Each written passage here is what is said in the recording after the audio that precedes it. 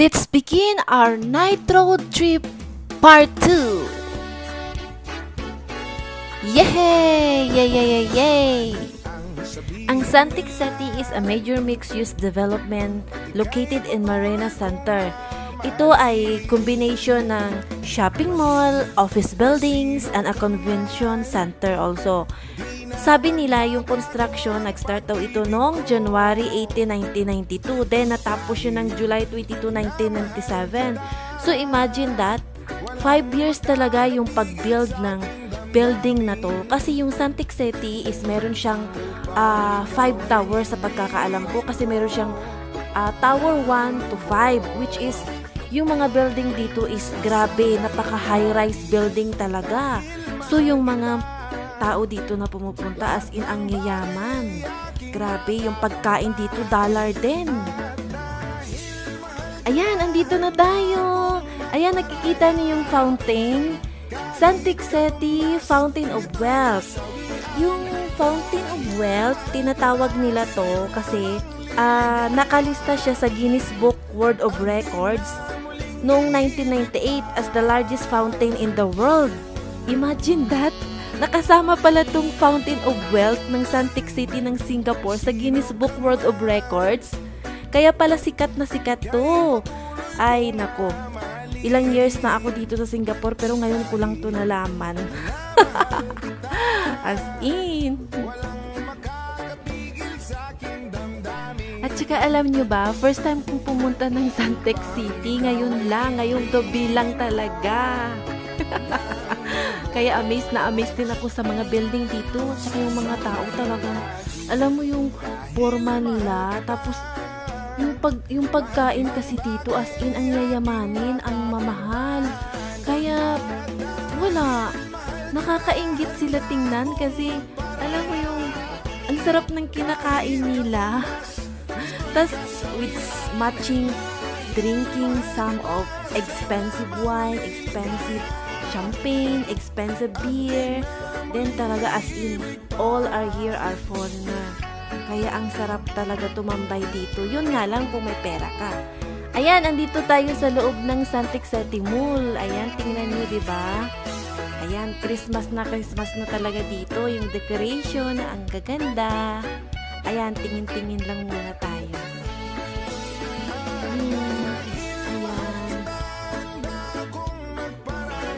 Ganda. Ayan. Even though first time kong pumunta ng Santic City Mall is bumili rin ako ng simpleng remembrance. At least may remembrance ako sa first time na pagpunta ko dito. Then, we're on the way na sa Singapore Flyer and Marina Bay Sands. Madadaanan natin sila. Yung Singapore Flyer, nakapunta na ako doon, which is super ganda. Tanaw na tanaw mo yung buong kagandahan ng Singapore. Lalo na pag gabi, as in ang ganda, super. Sabi nila yung parang nakakatakot kasi ang taas, pero hindi. May enjoy mo talaga yung pagsakay mo doon sa flyer. Tapos yung Marina Bay Sands naman, imagine that, hindi pa talaga ako doon nakapunta as in. Hanggang baba lang ako, hanggang tingin lang ako mula baba hanggang taas, super. Kasi sabi nila ang mahal-mahal. Tapos imagine that, yung room doon ng hotel is 2,561 I think. 2,561 room hotel I think din, sabi nila. Yun yung pagkakasabi sa akin. Ayan, malapit na siya. As in, ayan, yung Marina Bay Sands. Ayan. As in, super ganda talaga niyan. Ayan. Sabi nila, yan yung world's most expensive standalone. 8 billion, I think. 8 billion Singapore dollar. Yung price niya. Including yata yung land. Ewan ko ba dun? Ayan, yung Singapore Flyer, yung bilog-bilog. Yan po yung Singapore Flyer. Ito naman yung parang hugis airplane or parang, yun, parang hugis airplane siya. Yung parang hugis yung iwan, basta yung ganyan, is, yan yung tinatawag nila na Marina Bay Sands. Yan. Pag nakapunta ka talaga dyan, as in, super yaman mo. Yung pagkain dyan, ang mahal-mahal din. Pero sabi nila, worth it din pag pumunta ka dyan, lalo na yung pag nasa tuktok ka. Kasi sabi nila, meron daw doon swimming pool. Kaya, worth it pag pumunta ka doon. Hopefully, someday, nakapunta din ako doon. Yan. Diba ang ganda niya? Ala, enjoy din ako ngayong gabi sa night road trip ko. Hopefully, nag-enjoy din kayo sa panunood. God bless sa lahat-lahat. And advance Merry Christmas. Sana matapos nito yung pandemic na ito para naman bumalik na sa dati yung buhay ng mga tao. Lalo na yung mga OFW para naman makauwi na at makasama din yung mga pamilya nila. Isa na ako doon. Ilang taon na ako hindi nakauwi dahil dito, nauudlot lagi. Miss na miss ko na yung family ko. Ay, isa pa pala sa nakalimutan ko is yung road dito sa Singapore is napaka-wider talaga ng road. Yan. At saka, every corner dito is may camera din.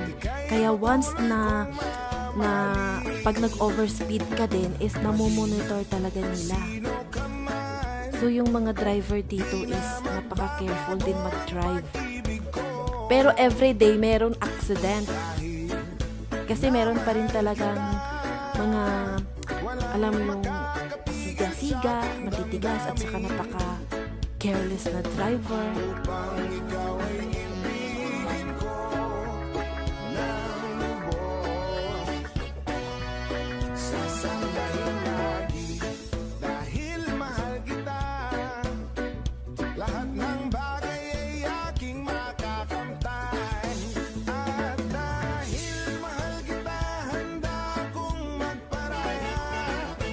Maganda kasi mag-road trip paggabi kasi yung nakikita mo talaga yung view, lalo na yung mga different colors of lights sa mga high-rise buildings, sa mga condominium, sa mga condominium, then sa ibang HDB or sa ibang mga offices, yun.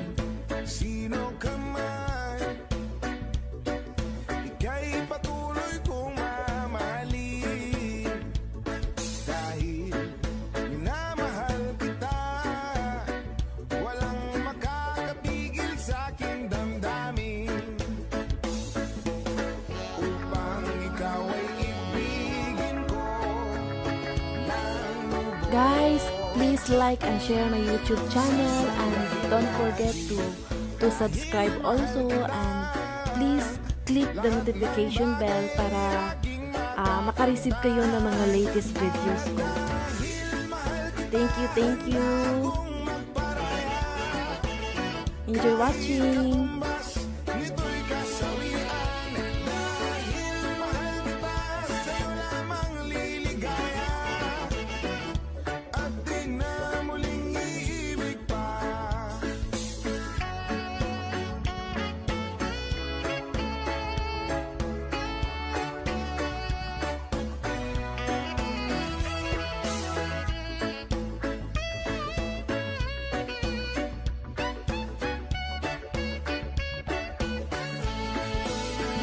Nakikita niyo yung sa right side ko, ito ay yung mga landed property na yung may-ari nito is yung mga mayayaman. Sabi nila, once na meron kang or nakatira ka dito sa landed property dito sa Singapore, ayun, sabi nila, ang yaman daw nila, ang yaman daw ng tao dyan na nakatira. Kasi landed property. So yung bahay tsaka yung lupa, milyones yung price dyan. Unlike kung nakatira ka lang sa mga condominium or HDB, yon, mahal din naman siya. Mayayaman din naman. Pero yung mga landed property is parang iba yung level.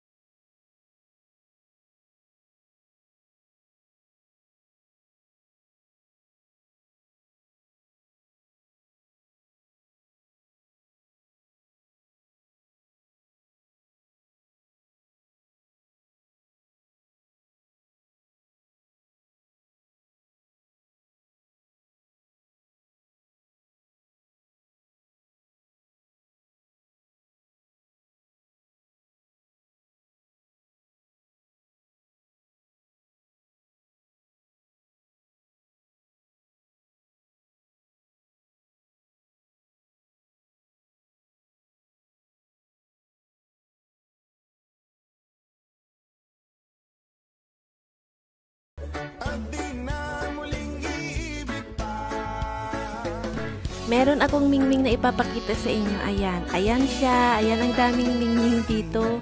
Lagi sila natutulog sa taas ng car.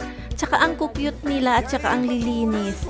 Yung mga tao, tinatanong ako, bakit ko daw tinatawag na mingming ang mga yan? Sabi ko, yan kasi yung tawag namin sa Pinas, kaya mingming. Ayan o, kilala na ako ng mga yan eh. Cute.